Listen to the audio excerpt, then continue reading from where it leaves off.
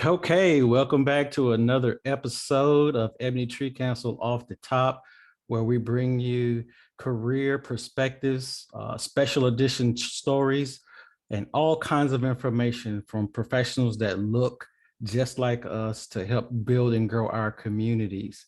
And today we have the esteemed pleasure of sitting down and spending a few minutes with Mr. Nicholas Harrison. How are you today, sir? I'm blessed, highly favored. Just Amen. good to be seen. How are you doing? I'm doing well. I'm doing well. Thanks for asking. I'm really Good. looking forward to us talking today because of your background and experiences. Uh, I believe that it has a lot to offer to our young listening audience.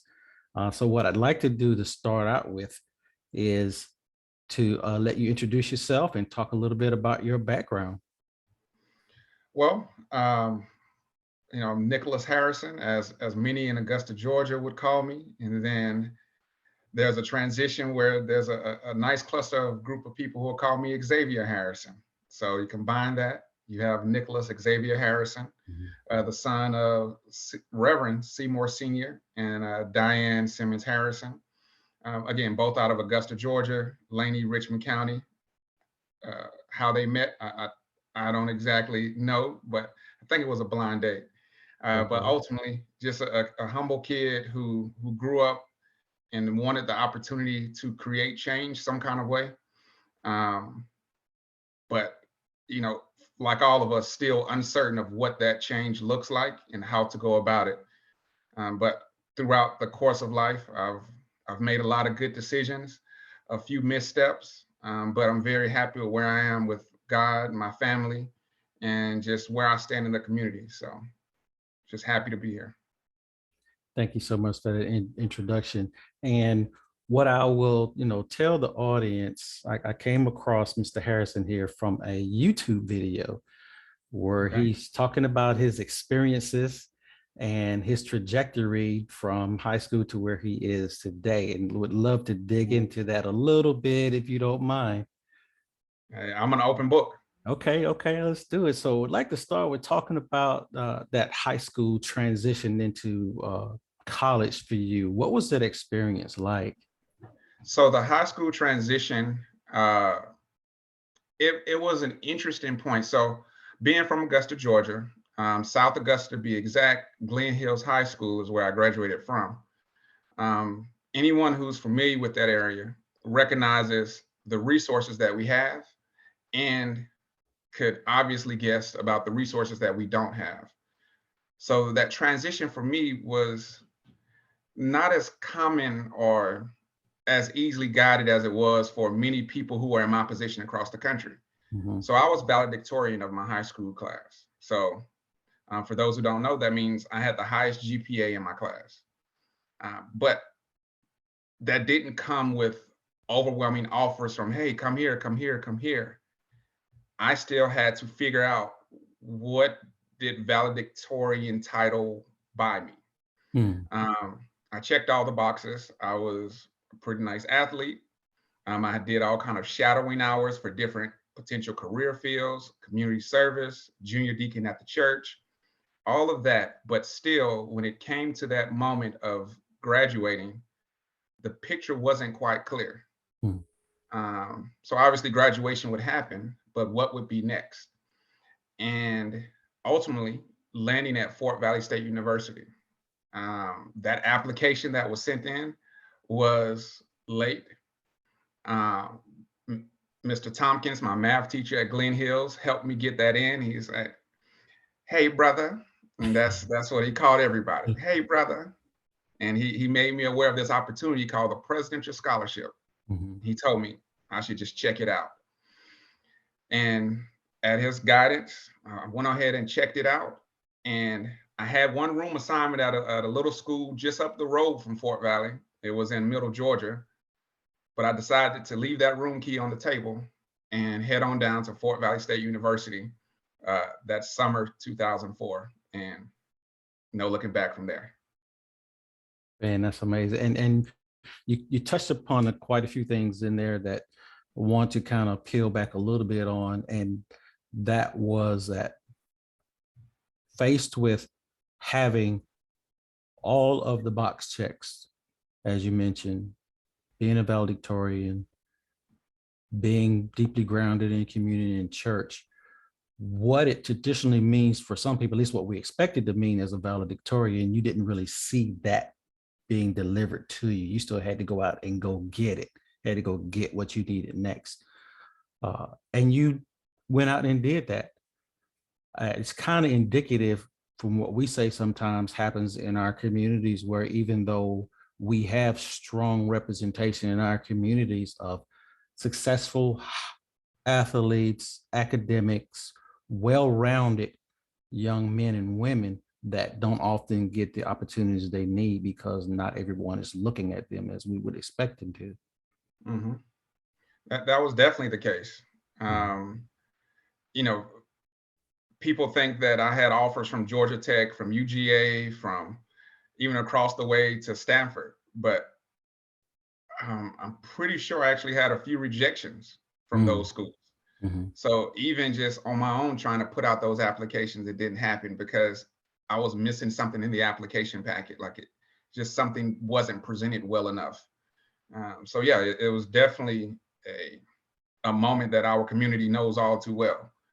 You just have to kind of figure out how to make it happen with what you know to put, your best foot forward.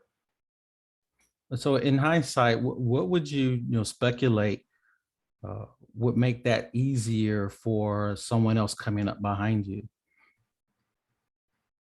Hmm, Good question. I feel that what I was missing in that time would have been a truly defined mentor. Mm, I could easily lean on and say having all the resources in place will make this happen or make that happen. But then we start talking about money and money that it takes to put different resources in place. But I think having a true mentor who's been down that road or understands that path would have made that transition a lot easier. My dad did an amazing job.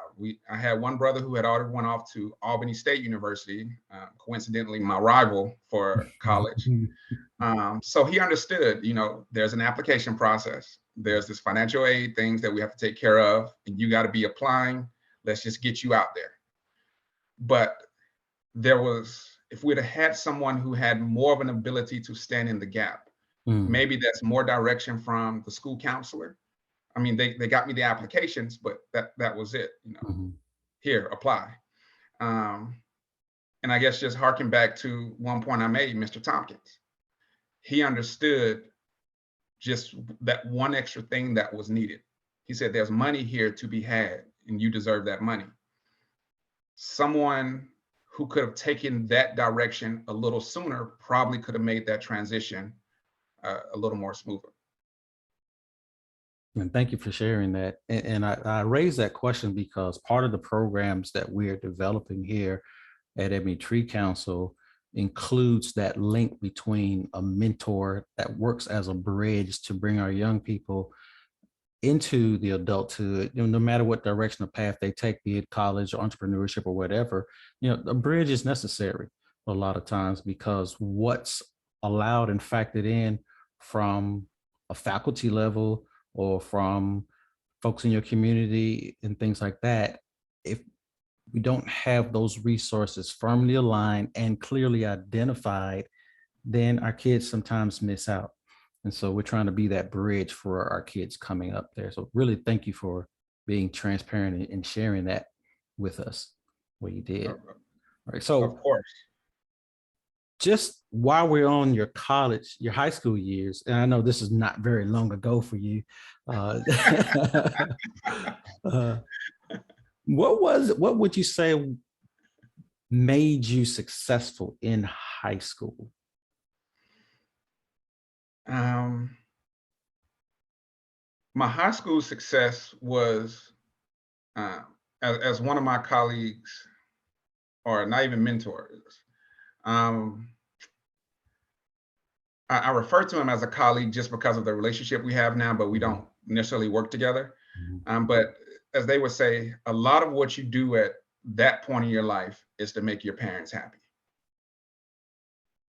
So the success that I had in my early grade education, it was about making my parents happy. And understanding that by making them happy, I would get some rewards. You know, there's the extra phone time, there's the extra go out with your homeboys and go on a date here and there with the young lady. Um, so yeah, it was that simple. As an adult, I would quantify that as I was being held accountable Mm.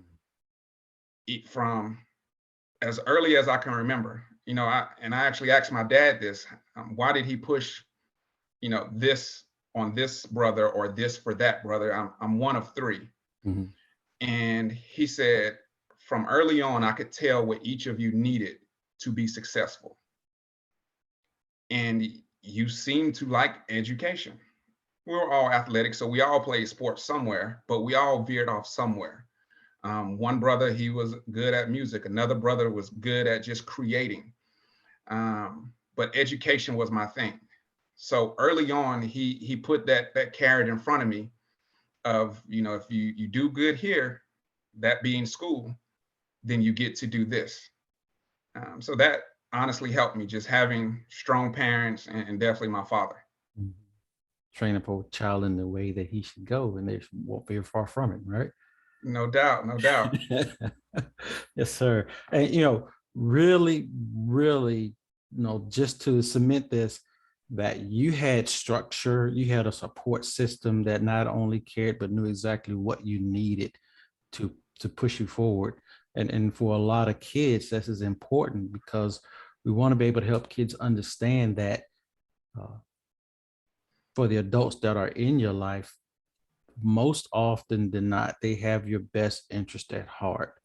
But it takes communication and the ability and willingness for the kids to seek understanding, like it sounded like you did, to understand that why this way, and for him to be able to tell you because of this.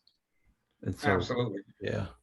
And you talk about support system, and of course, I'm always going to talk, first about that first line being my parents. Mhm. Um, but it's not always your parents, right? Like being a church boy, there I couldn't go anywhere without somebody in the community recognizing me, whether from being a junior deacon at church or my dad being a pastor. Mhm. I was held accountable everywhere I went. Then we also played a lot of sports. So other people's parents saw me. Mhm. Um, and when they approached me, I also didn't meet them with hostility. I understood that there's a respect level that comes with that. I will say the one thing that possibly was different for me as a kid than others is I understood early how to take in information and use what I needed and discard what I didn't. So I allowed a lot of people to pour into me. I didn't expect it to come from just one resource, one person. Uh, I I didn't hold one person's word higher than any others. I realized early on, and maybe this is because I was the baby of the family, so I got to see my dad do a lot for others. I realized that everybody had a perspective, Mhm. and their exact experience might not be the thing that takes me over the board, but there's something within their experience that I could utilize for my own. Okay, so we have this thing that we call dropping gems, all right? And Okay. you just dropped one on us right now, and it bears repeating. And I'm gonna try to make sure I get this. You said you were able to take the information that was given to you, use what you need, and discard the rest. Absolutely. That is pivotal because we're in this, especially with for this generation right here. And I'm not trying to talk negatively about it, but we have evolved into a generation that has uh, unbridled expectations. And what I mean by that is that they expect everything to come to them, and they expect everything to come to them to be gold. And if it's not gold, then they trash every piece of it instead of Mm. listening for understanding and listening to identify those pieces of information that are important to your growth. And so that was gem number one, and I wrote it down right here. And I'm pretty sure there's going to be more coming through the conversation. So I really appreciate that. Okay. All right. So now Yes, sir. You're at college and different vibe, different setting, different uh, surroundings and everything. But understanding your story, at least partially the way I do, you were as successful in college as you were in high school. And what I mean by that is you may have encountered some obstacles, but you had a foundation that helped you learn how to overcome those obstacles. Yeah, I would agree with that. Okay. Yeah, I graduated in 4 years from college. I thought that's what you were supposed to do. So that's what I set my trajectory on. And well, 4 years in a summer. So maybe that's a semester because of one of those stumbles. But the one thing that I did when I immediately got there was understood what resources I had available to me. Mm-hmm. That was my goal number one. I'm going away from home. Now, where do I go when I don't want to call mom and dad because there's no principal here for mom and dad to call up and say, hey, let's set up a meeting and see how can we get young Nicholas back together. But I immediately sought out those who could help me. And that's where a young lady I affectionately call Mama J, Dr. Jocelyn Powell, came into effect. Dr. Powell, she was over the Presidential Scholarship Program, which is ultimately the scholarship that I obtained from Fort Valley to attend. Shout out to Mama J. There we go, Mama J. Now, and I also was the one, and I say this every time I talk about her, I gave her that name. She earned that week one that we got down to Fort Valley. Mm-hmm. And I knew Mama J is who she would be. And yeah, she carries that title very well. Okay.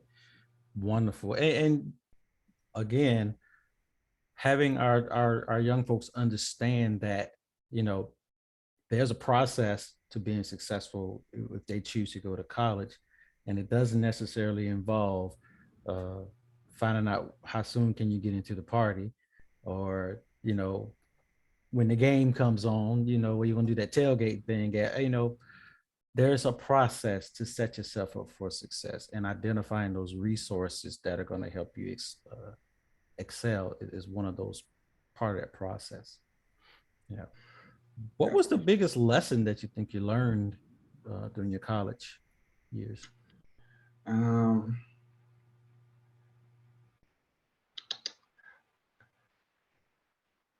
I'll give it 2 points. Process and balance. So just piggybacking off what you said, understanding the process and understanding that there's a balance to this process was the two biggest takeaways that I took from college. And again, this is hindsight, but as I was going through it, these were the things that I was doing. I understood that college wasn't so much about getting through the process, but it was about how you got through that process. Was this with a team? Was this you stand up all night going to the library? Was this understanding that in order to create that balance, you know for yourself, you can't have an 8 o'clock class because you know what you're going to be doing that night before. Mm-hmm. Just simply up talking, up on the yard. Mm-hmm. You know, I'm a frat guy. So I was absolutely hanging out with my frat brothers. So 8 o'clock classes, I tried that. No, had to drop that course and then had to pick up an extra course the following semester because I dropped it. But it was about creating balance. So in that process, understanding balance was needed in order to be successful. I wanted all my classes to be done by Thursday so that Friday I could do my road trip. Mm-hmm. Also kept tests off the weekend, holidays started, like all of those things. So balance and process. And the last thing I'll say to put a button on it is understanding that I cannot control every factor of this process. A big thing for me was about being in control, controlling everybody who's around me, as well as controlling everything that I'm doing, as well as controlling the professors. And I believe if I'd had my way, I would have control the weather too. But you just can't control all of those factors. Mhm.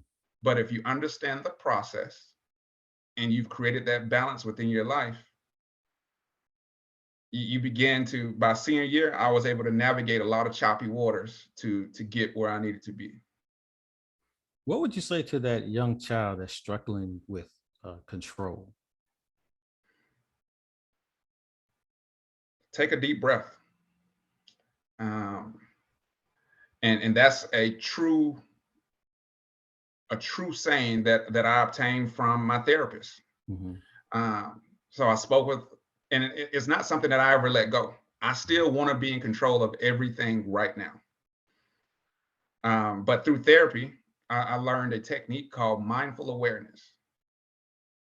In mindful awareness, I learned that if you are in the moment right now, appreciate that moment. Mhm. Take that moment for what it is, the good, the bad, whatever it is, it's going to add to your story, and just press forward.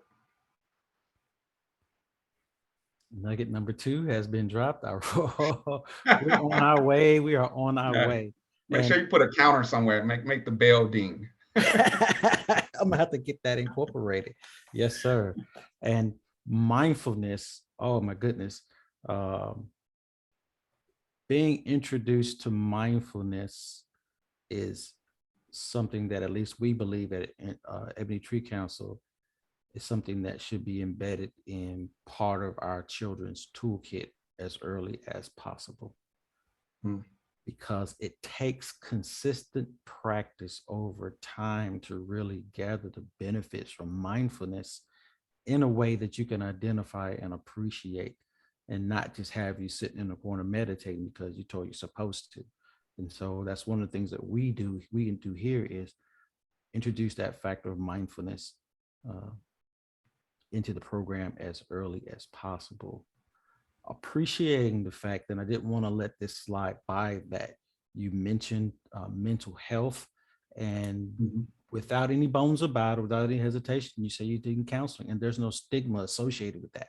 And we also want people to understand Yeah. that your well-being, your total well-being as a human will need some assistance and some guidance and direction at some point in time. And it's not an issue unless you make it an issue to go out and use those resources that serve you Mhm. well, like you mentioned. Yeah, absolutely. And then when you think about the fact that I'm a Southern boy, I mentioned my dad is a pastor, Mhm. none of that takes away from the fact that I still have faith, that I still believe in God. Um, and in fact, it increases that faith. Mhm. It makes me appreciate the things that God has provided when I stop and I'm mindful and taking in just, hmm, the sun is shining right now. I'm Oh just my being goodness. appreciative.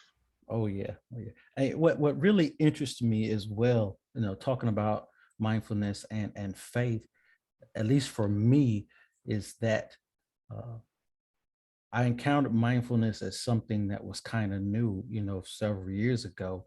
But when you look at the foundation of what mindfulness is about and the foundation of our Christian faith, I mean, God had already laid that out for us in scripture It's there. long before any scientist It's or any health there. professional had ever mentioned it. He'd already laid it out for us to just follow the plan and to True. embrace that. And mindfulness is part of a mind heart connection that we have with a higher spirit that allows us to really get into being comfortable in the present moment. So really, really there it's the foundations are all there.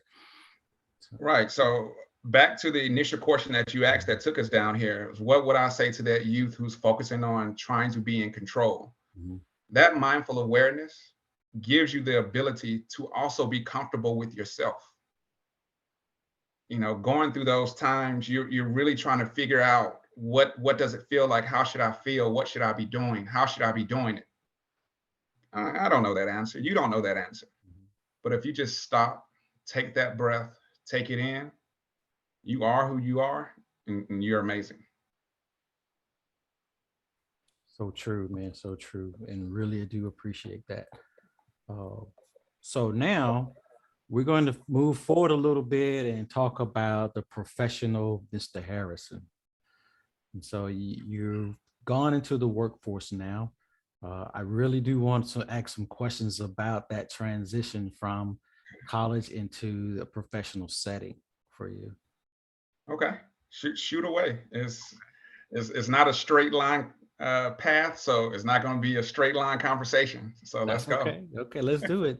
Just want to talk about where you are today. Is it the same as where you started from when you graduated from college in terms of your career focus? Career focus, absolutely not. Mhm. Nowhere near where I started from. I and just a quick nugget there. I tried to avoid math as much as I could. And now I'm working in finance. So there you go. That's interesting. That's interesting. Yeah. Mm. Well, where did you start? How did your journey begin from as a career professional? Um, so I was supposed to be a dentist. Um, that was part of my trajectory. Did all the shadowing hours. Went to school, did the pre dental track, biology, all of that. Actually went to dental school, Meharry Medical College, another Okay. HBCU. Yeah. Um, but hit a major roadblock. There's a national test that you have to take in order to continue to move through dental school. And quite frankly, I couldn't get over that hurdle. Mhm. Literally failing the test by 1 point. Uh, so had to make a career change. Couldn't be in dental school, couldn't get any more student loans. My son was on the way, my wife is at home. So now it becomes about being the man that my father has raised me to be. Mhm. So how did my professional career start? It started with just a tuck and roll. I jumped from the building and I just had to make it happen. I landed as a night auditor with a hotel while studying for my life insurance license. Mhm. Uh, so when you initially asked me, is my career at a point where I thought it would be at from where I started? I took a pause there because when I really boiled it down, um, I never truly had a career goal. I had an impact goal. That's interesting. And the way that came about, again, I said I wanted to be a dentist. The reason I wanted to be a dentist is because of Dr. Stanley Anderson Mhm. in Augusta, Georgia. He has since retired. Dr. Stanley Anderson told me that what he does as a dentist pales in comparison to what somebody does in a third world country. He often went to the third world countries to provide his dental services, but gained more from them than he could ever have provided to them from dental healthcare standpoint. And his whole goal was about leaving an impact. Mm. So he knew that oral healthcare mattered and it helped prolong lives, but the impact that he had and was able to gain from them uh, was more meaningful than the service he was providing. So I realized that the conversation that really stuck with me was not, hey, Nick, you should be a dentist when I was 8 years old. It was, hey, Nick, make sure you have an impact. So from that standpoint, I am right where I'm supposed to be. Oh, can you elaborate on that for us a little bit? What you're Absolutely. saying, man, is beautiful and a perspective that we don't often hear, especially in the traditional sense, because we hear a lot of folks talking about uh, career progression and career success and personal goals and personal achievements. However, here you are, and I really, really appreciate it talking about impact. And I can only imagine when you mention impact, you're talking about impact in other people's lives. Definitely. My goal is to ensure that wherever I go, I've enlightened somebody, and or brought somebody along my way, along the journey with me, and left somebody in position that once I leave that post, I know that it's in good hands. Mhm. So as I move through life, those three things are always at the forefront, whether it's at my job, whether it's in the community work that I do, whether it's with my fraternity. Um, so I'm always looking for that opportunity to create impact. And the reason that matters with me being in financial services, specifically as a stockbroker right now, I'm talking about money. Mm. Not money in a traditional sense of, buy low, sell high, but money in the sense of this is a tool that helps you obtain resources. And reaching the level that I've reached to have these conversations, I'm literally talking with Fortune 500 CEOs every day. I'm able to understand more and more about how to deploy those resources from, a strategic standpoint. So that's a very high level conversation about how impact is created, but I can't get there by myself. Mm. So who am I bringing along with me? What is the next generation doing? What are my peers doing? So I'm always trying to lift others as I'm making that move. That's incredible. And I could only imagine, at least for myself, and I'll talk strictly about me, is that uh, many men uh, take a lifetime to get to the point where they're more concerned about impact than they are about personal achievement. And so for to hear you saying that you started out that way, it is really powerful and really refreshing. And I really want to emphasize, to our listening audience is that this is how we move as a community. This is how we help ourselves get back to the greatness that we've already always had. It's just disconnected right now. It's by being more concerned about how you impact someone else as opposed to what you're doing for yourself. Uh, kind of curious about uh, fulfillment for you in a role as an impact innovator as opposed to the traditional career roles or personal development. So I'll attack that from a few different angles. So I'll say impact, right? So the moment I realized that I was impactful was when I was in undergrad, Mhm. and I had an opportunity to go back to Glen Hills High School. And I gave a little talk about college and college readiness and how to go about doing this X, Y, and Z. I'm just talking at my school. I'm on break, so whatever. 2 years later, one of the young men that I talked to came to me. I'm what, 22, 23. And he said, "Hey, Nick, you're the reason that I had the courage to leave Augusta and go to college."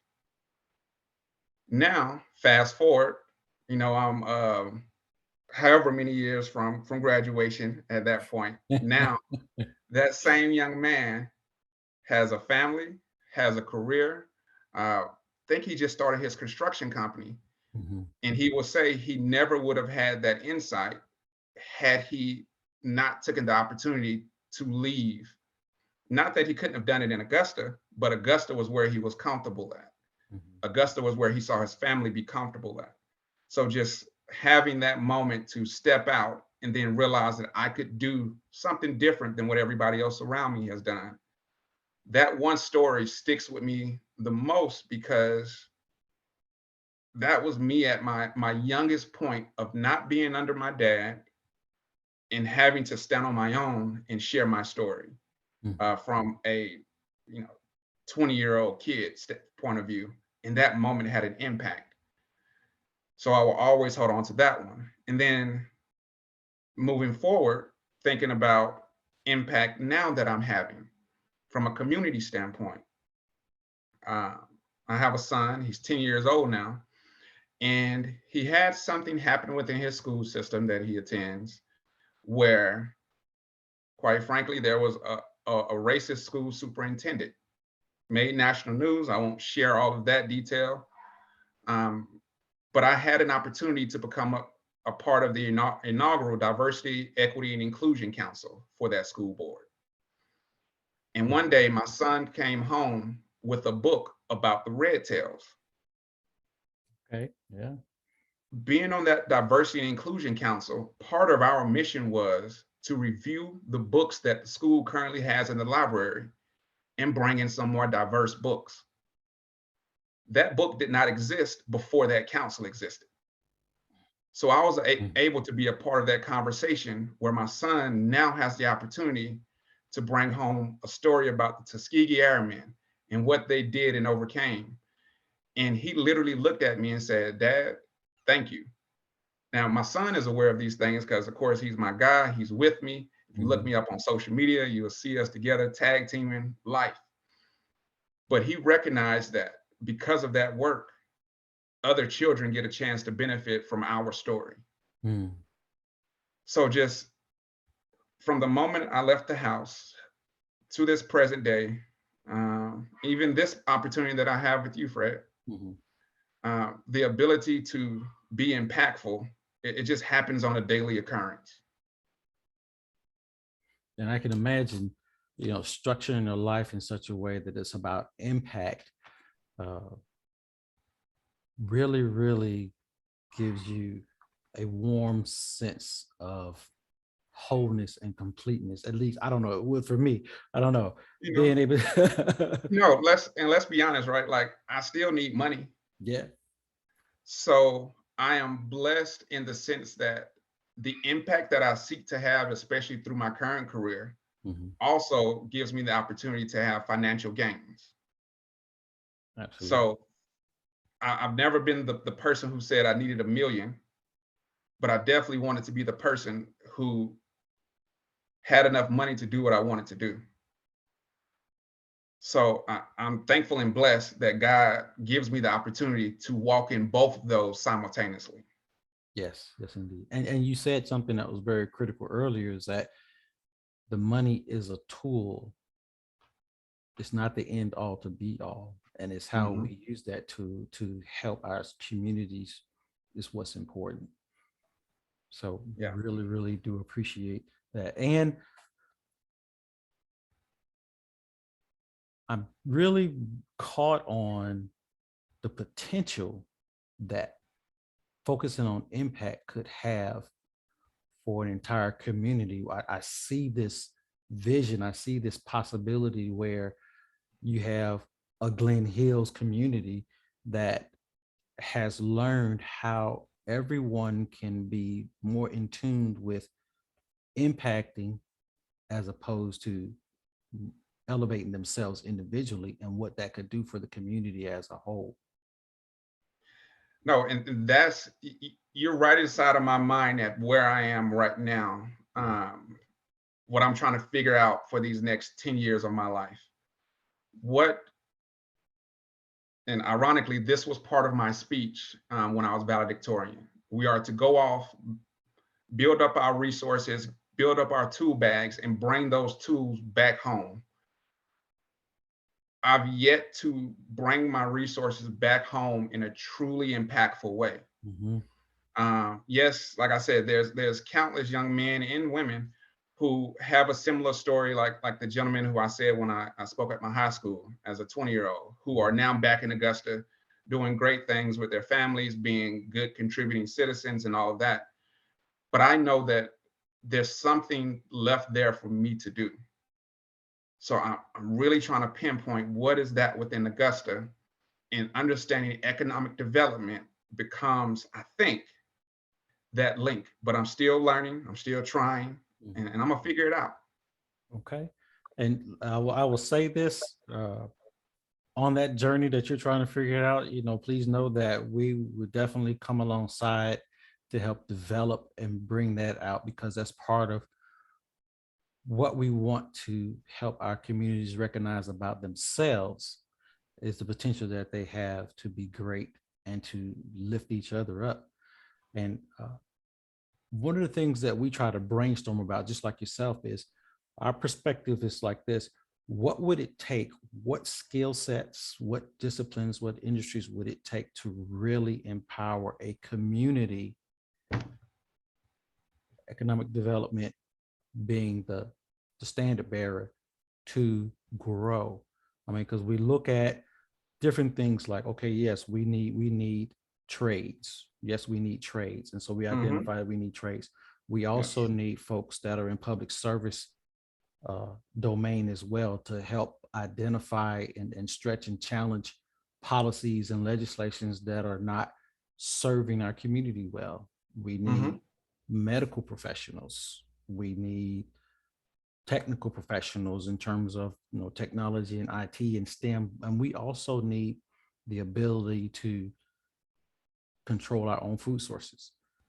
So those are just some of the things we kind of Yeah. brainstorm around that are components to make a community grow and develop. I imagine you could probably think of several other things on top of that that could just really put us in the right area.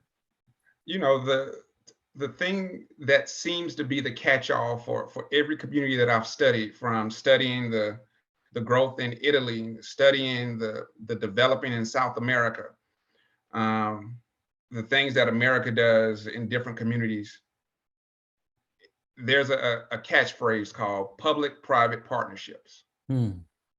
Those public-private partnerships are opportunities for high net worth individuals, companies, people who have the financial tools to bring additional resources, whatever those resources could be, purchasing land for agriculture, purchasing building for, the next hair salon, to whatever it is, the grocery store, the whatever. Those that is to me the linchpin that helps connect all of those things in the community. So it's about how do you show value for both entities, the public and the private, Hmm. to benefit from that connection. Oh my goodness, man. You got me all excited. Now I want to start talking about benefits corporations, but we're going to leave that for another day. Okay. Yes, sir. Yes, sir. Yes, indeed. Yes, indeed, man. So I don't want us to overlook the fact that we are here to kind of give people's kids some insight into uh, financial services. And Yeah.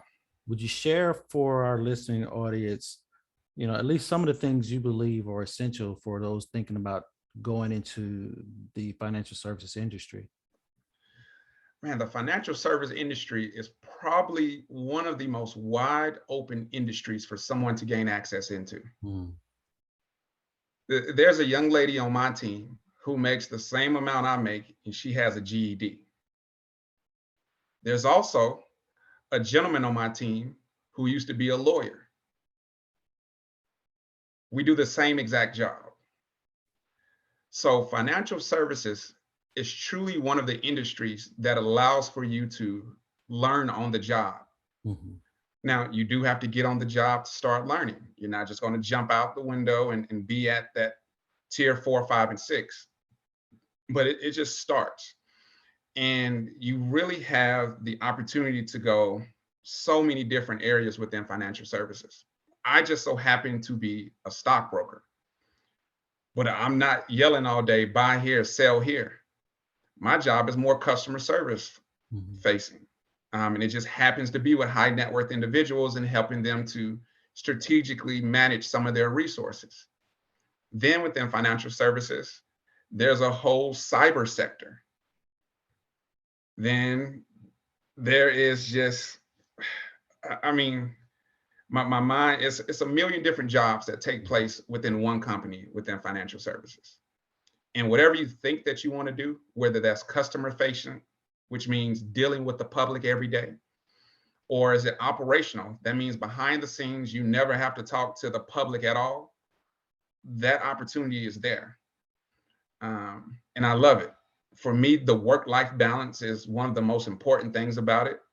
Um, I get that every day.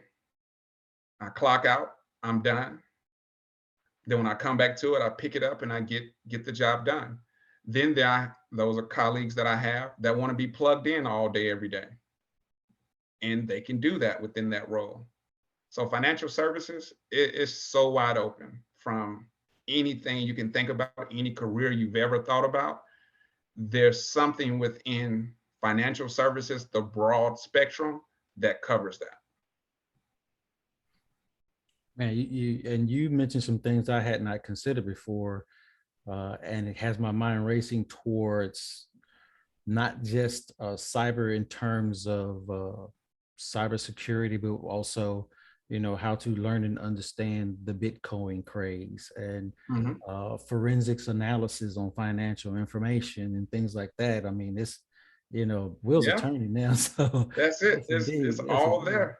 Yeah, that's incredible, man. And uh, I did uh, hear you say work-life balance, uh, which to us is high on the terms of values and priorities that we push because there's been this expectation that's been driven by corporate America to give 120% and leave it all on the field, and uh, people who subscribe to that, typically it results in some burnout somewhere along the way or disillusionment with a chosen uh, pathway that can be avoided with work-life balance. So you can have those mindful moments that help Mhm. you keep things in perspective, man. So, Yeah, yeah. So for me, it's about what makes work-life balance possible. It is making the most of that moment that I'm there. mhm. So I have a very high efficiency quota. When I'm doing my job, uh, there's very few people who keep up with the pace that I'm doing things, and I recognize that's what I bring. And when I'm not there, that piece is missed. So that helps to create that work-life balance, and also keeps me from feeling any guilt of what it means to say no. Hmm. There's plenty of times I have to say no, but I'm okay with that because I know that while I was there, I operated at such a high clip that I left it all on the field, and that just comes from my sports days. Leave it all on the field. I can't take the timeouts home with me. Mhm. There's no second guessing. Should I have swung at that pitch? Should I have thrown that ball? Or no, leave it, get it done, get it over with. So what is it that allows you to operate at high efficiency levels? Um, Knowing that I'm accountable to somebody. Hmm. Ironically, that circles all the way back to the beginning of our conversation. I'm forever accountable to somebody. Mhm. They say integrity is what you do when nobody's watching. Yes, indeed. So number one, I'm accountable to God, always watching. Number two, I'm accountable to myself because I've given myself a standard. Then number three, I'm accountable to my family, my wife and son. I have an obligation to them to put my best foot forward. It doesn't mean the result will always be what I want it to be, but the effort that I put out must always be something that my son can look back at me and say, my dad did his best, and something that my wife can look back and say, that's the man I intended to marry. Man, so rich. That is so rich. And again, I need the bell. I There, need the there we bell, go. man. I was going to do it for you, You know, but I mean, because I let a couple slide. I wrote them down. I didn't say nothing about them, but the life philosophy that you have in terms of accountability is firmly grounded in uh, some belief systems that hardly ever steers us wrong. Accountability yeah, to God and to self first, and then if you have fortunate enough to be, have a family to be accountable for, then that as well. And those are things that we take on as men with pride. We take for seriously sure. being the head so that we can lead our families appropriately. So that's so Sure. beautiful, man. What's next for you? I mentioned earlier that I'm trying to write out my 10-year goal. We're at the end of the year. Mhm. roughly about the top of the year. We're right around this corner. Um, so really, I have to write that out. I just finished off my last 10-year set of goals, and I'm very happy with that. Mhm. Um, so what do I see myself doing? One, there's some more licensing that I need to acquire from a career standpoint, because the opportunity that I want to continue to create requires that I continue to move forward. As much as I hate national tests, all the way back to dental school, I even had to tell my management team, it's difficult for me, but I have to make the sacrifice to continue to acquire those licenses so that I can move forward. So that as I acquire more knowledge, I can understand how I can make that linchpin work for the community. So that's where I'm at. I'm at a point of trying to understand the next set of tools that I need in order to move forward. That's interesting. So would you say that's a continuation on your purpose or passion, or is it a pivot or No, I think it's all in alignment. all in alignment? I think one feeds the other. Mhm. Uh, the retirement plan for me, right? So I know what the retirement plan is. So now it's about the roadmap to get there. The Mhm. retirement plan for me is to be some type of consultant. As a consultant, I will have the opportunity to help influence community, policy, dollars, just a gambit of things across the board.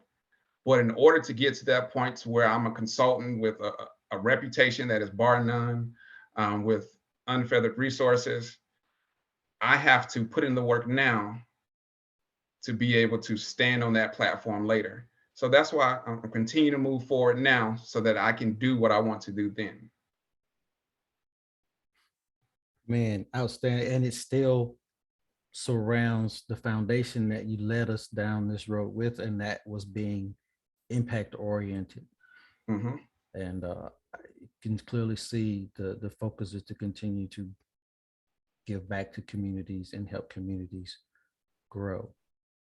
Yes, sir. Yes, sir. So, in your opinion, what, if any, um, habits do you need to embrace to get you to that next level?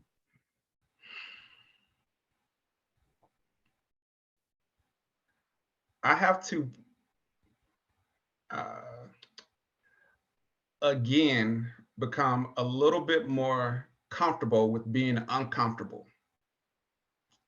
I've reached that point kind of post undergrad, but before family in that middle ground stage. But I've kind of let up on that. So getting back to the point where I'm comfortable being uncomfortable will help me, bear down and just get it done. So insightful. So insightful. All right, sir. So we're down to our last question for today. Okay. And what we try to do is kind of let you decide. Uh, our target group is the ages of 15 to 22 years old. So what we asked our guests is to pick one of those ages, 15 or 22, and what would you tell that individual to help them stay motivated? Hmm. I'll choose 15. Mhm. Um, I think a lot of things that I've said already this evening, um, somebody around the age of 22, I think they can glean what they need to glean from that. So I'll try to go back to 15. So at the age of 15, I think I would tell that boy or girl or um, whatever transition point they're going through that there's truly a light. The light might be red, the light might be purple, the light might be blue, but there's a light at the end of that tunnel. And nobody else defines that light for you but you. So just keep going. Ladies and gentlemen, you have had the honor of having a few moments to sit down and talk to Mr. Nicholas Harrison, Executive Relationship Manager financial services professional, economic development advocate, and impact innovator. Thank you so much for your time, sir. Really, really do appreciate it and look forward to more opportunities to connect with you and work with you in the future. No, thank you for the opportunity, your time as well. And thank you for what you're doing to be impactful as well. Thank you. Bless you. Okay.